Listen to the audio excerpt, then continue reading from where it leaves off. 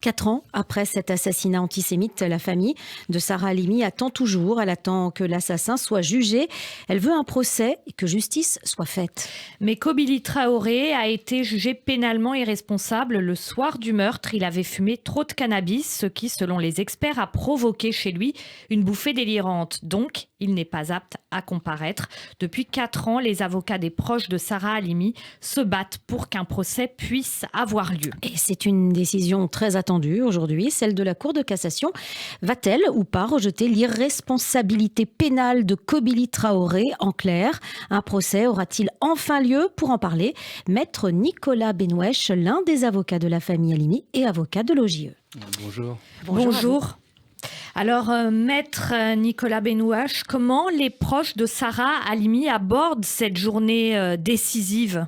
Alors, ils abordent cette journée décisive avec avant tout beaucoup d'appréhension et surtout avec beaucoup d'espoir et beaucoup d'espérance qui sont placés justement dans la plus haute juridiction française, à savoir la Cour de cassation réunie en formation solennelle aujourd'hui, qui doit trancher sur cette question qui peut paraître tout à fait simple et qui en même temps est une question fondamentale et cruciale, qui est de savoir s'il y aura un procès tout simplement dans cette affaire.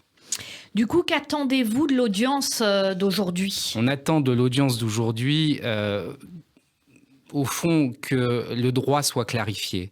À savoir que celui qui provoque sa propre bouffée délirante aiguë en surconsommant une substance, cannabis, alcool, est-ce que celui-ci peut être encore aujourd'hui déclaré totalement irresponsable pénalement et qu'effectivement les victimes de ces drames et des drames qui sont causés soient privées d'un procès. Vous savez, le procès, c'est avant tout un rôle de pacification sociale. Le procès, c'est l'étape fondamentale où se proclame la valeur des choses. Et à partir du moment où effectivement on prive une partie de la société française, on prive des familles, on prive des victimes du procès, ça a une incidence bien sûr sur le comportement, sur la société, et ça a une incidence totale sur effectivement cette notion même de justice qu'attendent la famille de Sarah Halimi aujourd'hui. Il y a quand même une victoire, c'est-à-dire que le motif antisémite déjà a été reconnu. Alors le motif antisémite avait été reconnu au moment effectivement de l'instruction. Alors le juge d'instruction avait mis du temps à reconnaître ce motif antisémite, puis ensuite il semble qu'elle était un petit peu revenue dessus au moment d'envoyer ce dossier à la Cour d'appel, et c'est quand la Cour d'appel a repris ce dossier qu'effectivement elle a consacré d'une part le motif antisémite, mais d'autre part elle a déclaré Kobili Traoré totalement irresponsable des faits qu'il a commis, à savoir le meurtre de Sarah Halimi. Alors c'est vrai qu'on a plusieurs balances, on a comme un espèce de millefeuille dans cette affaire, c'est-à-dire le motif antisémite reconnu, le fait que Kobili Traoré se soit drogué, et puis l'irresponsabilité pénale. Est-ce qu'il faut modifier quelque chose dans la loi ?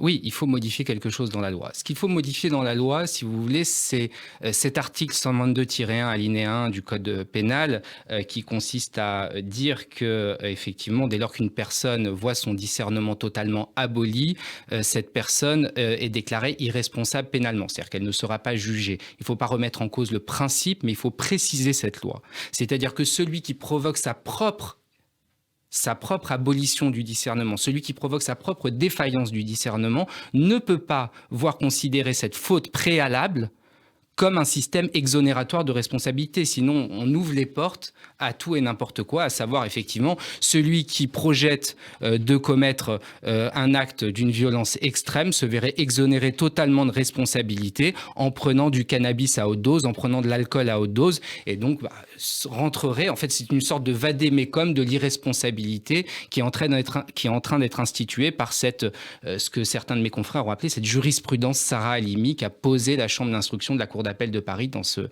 triste arrêt du 19 décembre 2019.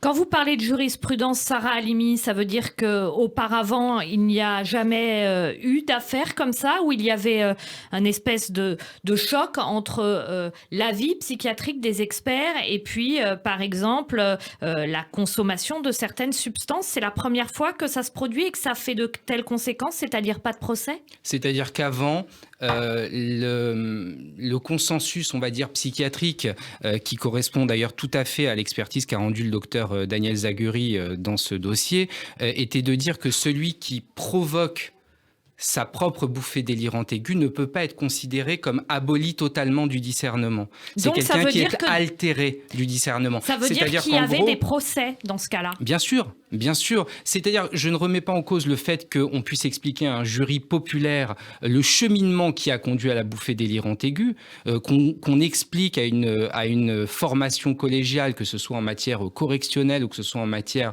criminelle, qu'on leur explique le cheminement qui a conduit à la bouffée délirante aiguë, c'est une chose. Mais qu'on vienne dire aujourd'hui que celui qui provoque sa propre abolition du discernement ou sa propre défaillance du discernement se voit totalement exonéré de responsabilité, c'est quelque chose qui aujourd'hui pose sérieusement question. Et vous avez d'ailleurs des commissions aujourd'hui au Parlement qui étudient très sérieusement la question de modifier, de préciser l'article 122-1 alinéa 1. Et d'ailleurs, la Cour de cassation aujourd'hui est tout à fait susceptible d'être, je dirais, cet élément déclencheur pour qu'on ait effectivement un article 122-1 alinéa 1 qui soit précisé et qui permettent aujourd'hui effectivement non seulement un procès, mais surtout de combler ce flou juridique causé par justement cette prise d'exotoxiques qui conduit à une défaillance du discernement.